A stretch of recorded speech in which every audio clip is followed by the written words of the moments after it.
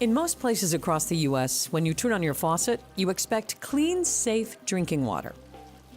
That didn't happen in Flint, Michigan in 2014. That's when state and local officials made the decision to shift the source of Flint's water from the Detroit River to the Flint River in order to cut costs. The move corroded Flint's pipes, leaching lead into the water. Residents immediately complained about the smell and taste and said they were suffering from skin rashes. But it took 2 years for Governor Rick Snyder to declare a state of emergency in order to bring help to the more than 100,000 residents exposed to the tainted water. To the people of Flint, I am sorry and I will fix it. No citizen of this great state should endure this kind of catastrophe. 12 people died of Legionnaire's disease. Hundreds say they're suffering from the effects of the water crisis, and the crisis isn't over. When they tell you everything's all right, you better come to the source. It's not okay. The door Flint opened, America's drinking water crisis, a Great Lakes Now special, is brought to you by the Fred A. and Barbara M. Erb Family Foundation, the Richard C. Devereaux Foundation, the Polk Family Fund, Eve and Jerry Young, the Americana Foundation, and viewers like you, thank you. The Consumers Energy Foundation is committed to serving Michigan, from preserving our state's natural resources and sustaining our future, to continuing business growth, academic achievement, and community involvement. Learn more at consumersenergy.com/foundation. Flint, Michigan. The name of the city has come to represent one of the worst drinking water crises in U.S. history.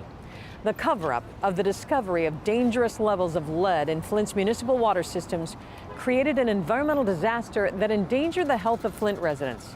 It also marked a new awareness about the health of drinking water and shone a light on the role whistleblowers and reporters play in exposing the truth about a lack of oversight for drinking water in the U.S. and even across the globe.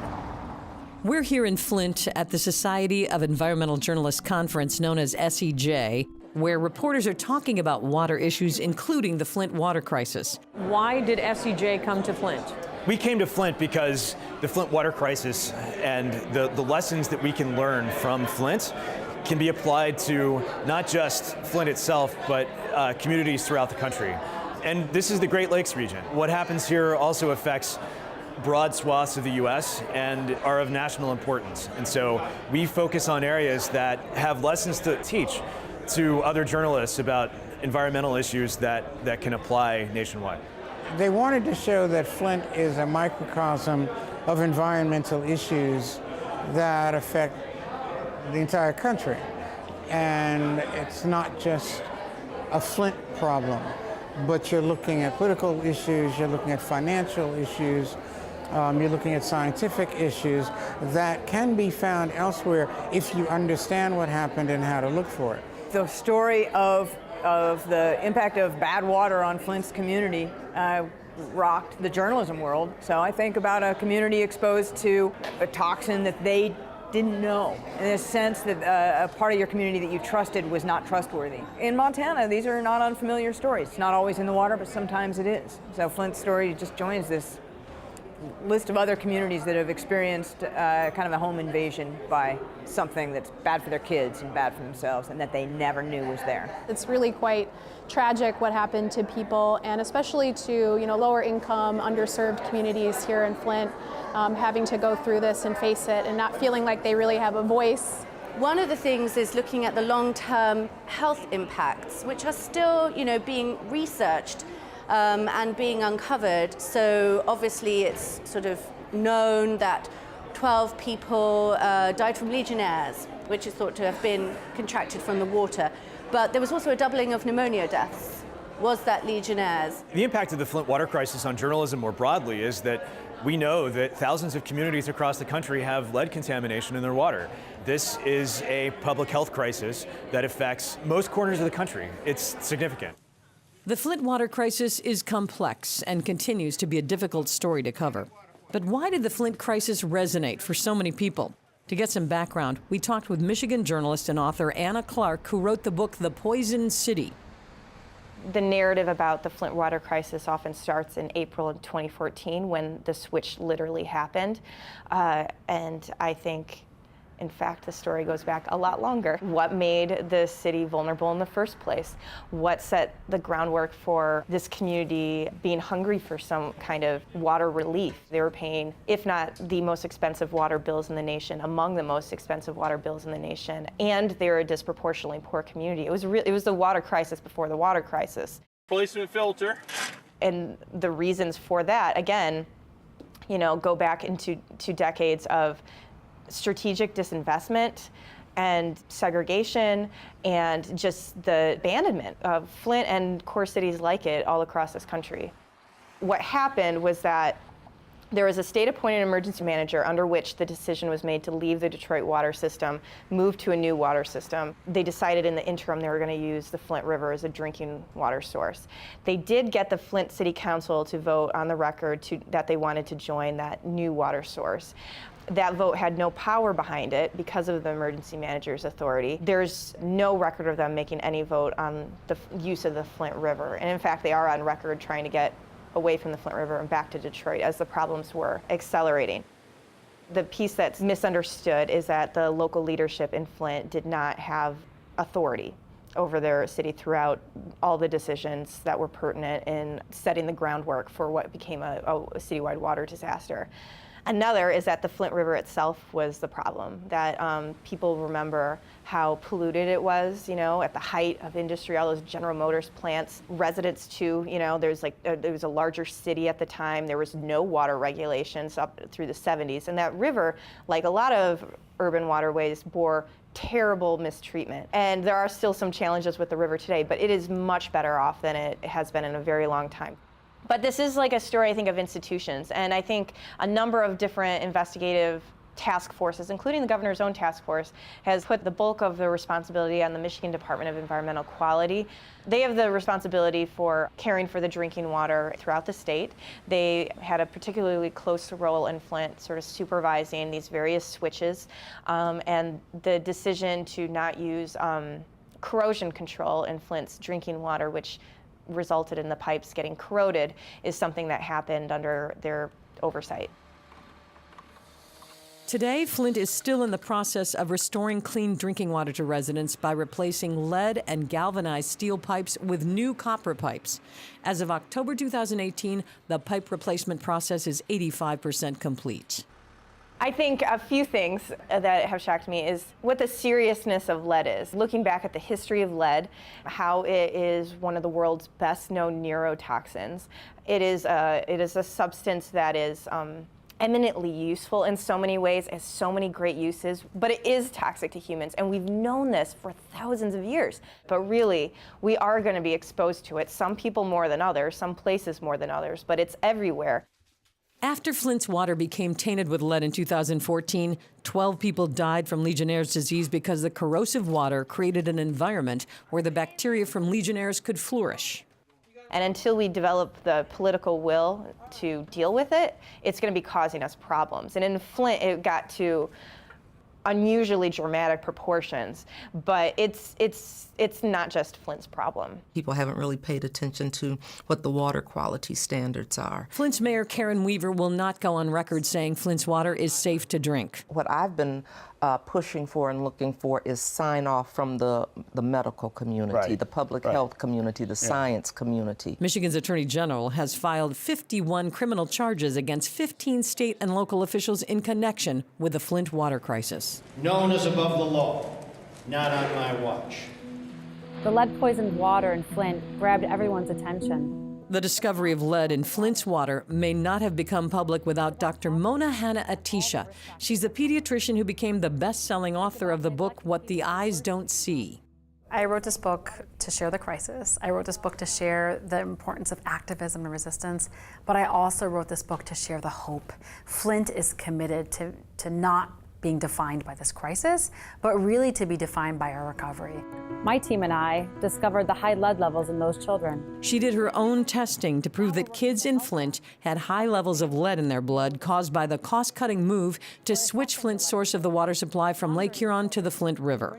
From the moment that we realized we had this widespread trauma, and it is not just lead poisoning. We had one of the largest outbreaks of Legionnaire's disease. People died. There's homicide charges, skin issues, but there's also a crisis of trust and betrayal. Everybody that was supposed to protect the children of Flint failed the children of Flint, and people are angry and they're anxious and they feel guilty, and just those feelings, those emotions can lead to poor outcomes.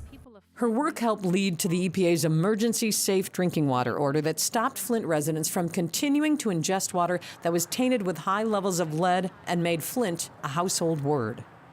There have been so many positive ripple effects of the Flint water crisis. People all over this country are opening their eyes. They're not being too naive in regards to what may be in their water. They're asking questions, they're testing, they're finding answers that they don't like, and they're advocating and demanding answers.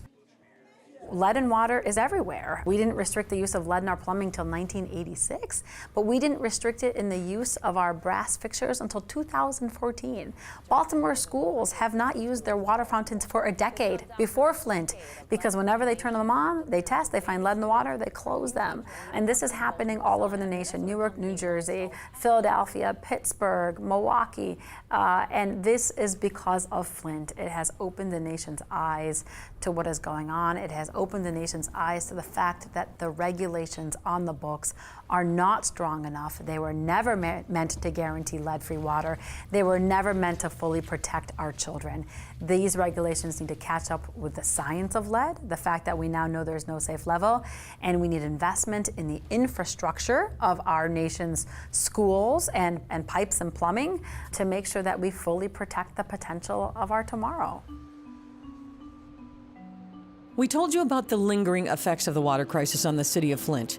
Well, here at SEJ, while journalists registered for the conference and panels were underway, we talked with reporters about the influence the Flint disaster has had on the world view of water. Sort of talk about what Flint meant to you as a reporter. When this happened, what was going through your mind covering this, just thinking about how this could have happened to an American city in the Midwest like this? Absolutely. I came up here to do a large piece on Flint to make parallels between what happened in Flint and Toledo, and for a different audience, for Toledo area readers. And one thing that just stood out in my mind was a word: offensive. To me, I just couldn't understand how this could happen to anybody in North America, how they could be treated like this. And it was just over and over, I kept thinking the word offensive. In both cases, I mean, Toledo's problem was short-lived, and it was an algal toxin, and it's something we deal with every summer because of the recurrence and threats of algal toxins. And we've got buoys to try to give us indications and make adjustments with water treatment operators. Flint's a different situation, obviously, with the lead pipes, but the common denominator in Toledo and Flint and many other communities is, again, warning signs went unheeded, and it just didn't have to happen if people had been doing their job. What is the lesson we could take out of Flint? One of the big things in Flint, as everybody knows, was the decision to stop using corrosion control. The American Water Works Association, which is the trade group for water treatment plant operators, they were very clear that's not what the science tells you to do. Flint went rogue in that respect, trying to cut corners, pay me now, pay me later. They're paying billions of dollars for something that would have cost them pennies a day. Listen to the science, listen to the experts. I mean, you can draw parallels between Flint and climate change and other issues of just how we're not listening to scientists as much as we should. And in this case, it really ended up costing a community that could ill afford to have this kind of an impact hit them, and listen to the science. Were you part of the board that helped bring SEJ here to Flint this year? Yes, I've been on the board for 8 years. If you look at the way the industry has shrunk over the last decade and a half, and you've gotten rid of many of the beat reporters who specialize and develop expertise and background in a subject. Instead, what you have are general assignment reporters who may be covering a nuclear power plant today and going to the circus tomorrow. And they don't really have time to delve into what's really going on, or more importantly, what are the ramifications for everyone else. And so you've got this situation in Flint. Everybody can understand, well, everybody's poisoned with lead, all these children are affected. But going further than that, what does that mean to me in my town? What does that mean over here? What were the politics of that? Do I have a similar political structure in my area? And if I do, might I be facing other dangers, environmental dangers that I don't know about? I've worked for BBC for 12 years, covering incredible stories. I was in Tahrir Square in Cairo, day one of the revolution, in Yemen throughout the uprising, and so I've been all over the world. But I was really struck by the water issues here in America. I've always been interested in environmental stories. So I got a Knight Wallace Fellowship at the University of Michigan to research the Flint Water Crisis and also the water issues on the Navajo Nation, where they are struggling with massive uranium contamination. What do issues out in the Southwest have to do with issues in Flint? And maybe you could just link together these water issues. The contaminants are different. The way that the contamination happened was different, but there are similarities. They're both huge public health issues for the people living there. And I think also warning signs about how democracy is working for ordinary people, and certainly for certain communities, because this didn't happen by accident, this water contamination here in Flint, in Arizona, and also probably in other places across the United States, where sometimes it's states and corporations kind of colluding together, or here in Flint you had aging infrastructure, but there are issues, for example, of democracy. Obviously, Flint was being under emergency management, under austerity. Democracy was kind of suspended. There were worrying signs with water reports, engineering reports, which were suppressed at the time, which showed that the water plant here wasn't up to standard. It could never treat the water in the first place. Things went ahead anyway. You had citizens for 2 years coming to meetings with jugs of brown water, complaining about their hair falling out and all the health impacts, and people were ignored. Unlike other conferences that focus on Flint's problems, SEJ is not only bringing reporters into the discussion, it's welcoming participation from foundations whose focus has changed since the water crisis began. So we've been supporting Great Lakes work for years, and over those years have helped build a community of organizations, fairly traditional environmental groups that work on water issues in the region, things like water pollution, that kind of thing. One thing we learned from the Flint Water Crisis is that community of organizations we helped build over the years knew very little about drinking water issues, very little about the treatment of drinking water, the delivery of drinking water, the financing of drinking water, and that's a problem. And I should say we ourselves didn't know much about it either. And we know a lot about source water protection, protecting the source of water upstream of cities like Flint. We know a lot about downstream from cities like Flint, how to handle the pollution, that sort of thing.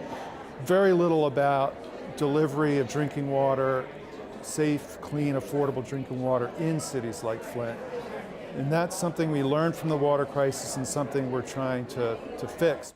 Flint forced Mott to change course and put more focus on Flint and its drinking water, but some residents say Flint is still in need of help on many fronts.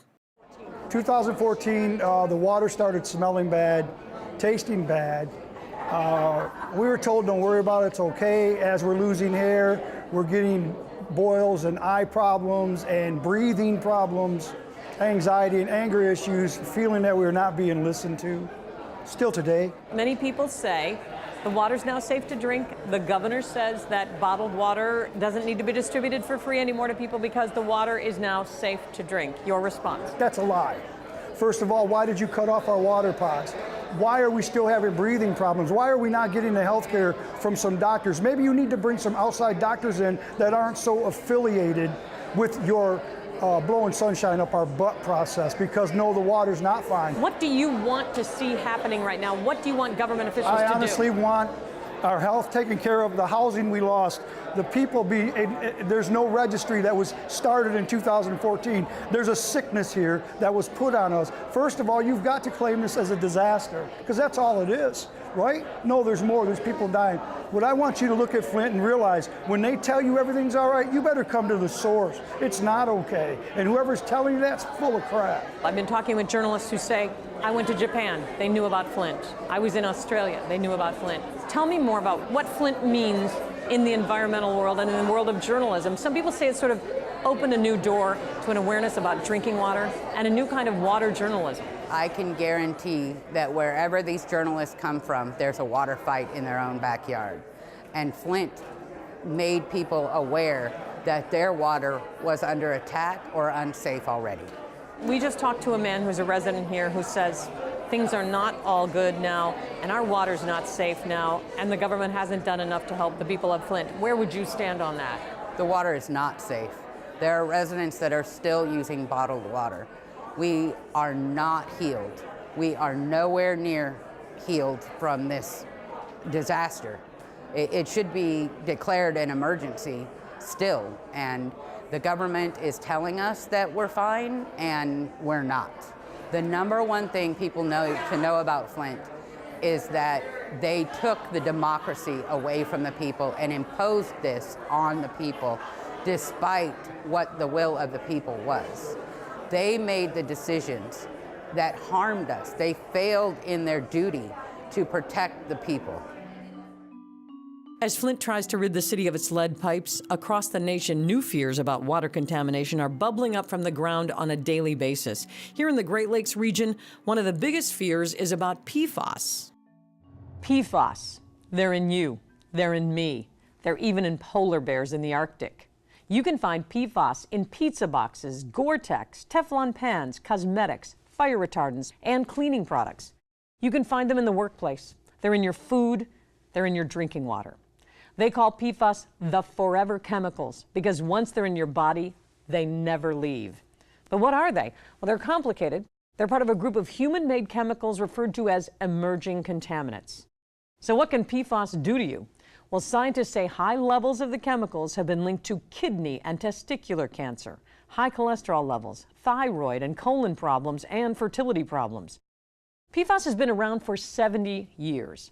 DuPont created Teflon, then 3M invented Scotchgard. Now PFAS is in everything from drinking water to food and particles in the air. A couple of cases of PFAS contamination hit West Virginia. 2 decades ago, PFAS were connected to the deaths of 100 cows and the contamination of drinking water in Parkersburg. On the other side of the state, firefighting foam used by the National Guard led to the contamination of the drinking water in Martinsburg. In West Michigan, in 2017, a shoe company's use of Scotchgard has been blamed for polluting the city of Rockford's water supply. Some of the wells had PFAS levels nearly 600 times more toxic than what the Environmental Protection Agency said was safe. This led Michigan Governor Rick Snyder to create a PFAS task force to look at water supplies all across the state. Now that's more than 1,300 water systems in 460 school districts. All this has led to the discovery of more high levels of PFAS. And in the summer of 2018, 2 states of emergency were declared in 2 townships in Kalamazoo County and at a preschool in Ionia near Grand Rapids. The governor issued a do not drink the water emergency and opened up emergency centers to hand out bottled water. High PFAS levels are now reported in Lake St. Clair near Detroit, where Selfridge Air Force Base is the source. There's also a do not eat fish advisory for 3 counties near Detroit after PFAS was discovered in the Huron River. The Michigan Department of Environmental Quality says there are at least 35 confirmed PFAS contamination sites in Michigan, with possibly 11,000 more, and this could be just the beginning of what's happening all over the U.S. So what now? Well, PFAS doesn't fall under the Federal Safe Drinking Water Act. Environmentalists say the EPA needs to step in to take some sort of action. One thing is sure, right now, the drinking water supply for 9 million Michigan residents and maybe millions of people all across the world is at risk from PFAS contamination. Our drinking water and our groundwater, they're precious resources that are being threatened by chemicals from the past and pollution from the present, from failing infrastructure and bad decisions by individuals and government officials that end up fouling everything from tiny streams to the Great Lakes. Flint opened the door and awakened the world to the threats to fresh, clean drinking water and groundwater. Here in Michigan, surrounded by the Great Lakes, 20% of the world's surface freshwater and the source of drinking water for more than 40 million people, there is an irony that the water is not safe to drink in several communities and public schools, and that fish are unsafe to eat in several of Michigan's bodies of water. But because of the Flint Water Crisis, residents, journalists, and lawmakers are keeping a close eye on drinking water quality, and local, state, and federal agencies are being asked to step up their game.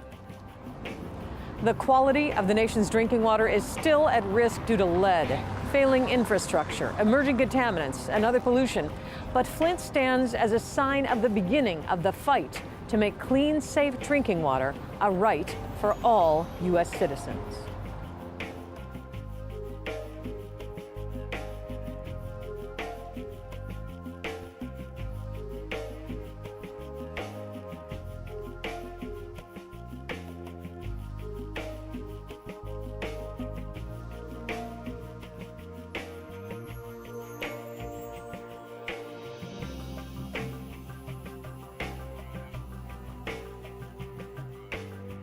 The door Flint opened, America's drinking water crisis, a Great Lakes Now special, is brought to you by the Fred A. and Barbara M. Erb Family Foundation, the Richard C. Devereaux Foundation, the Polk Family Fund, Eve and Jerry Young, the Americana Foundation, and viewers like you, thank you. The Consumers Energy Foundation is committed to serving Michigan, from preserving our state's natural resources and sustaining our future, to continuing business growth, academic achievement, and community involvement. Learn more at consumersenergy.com/foundation.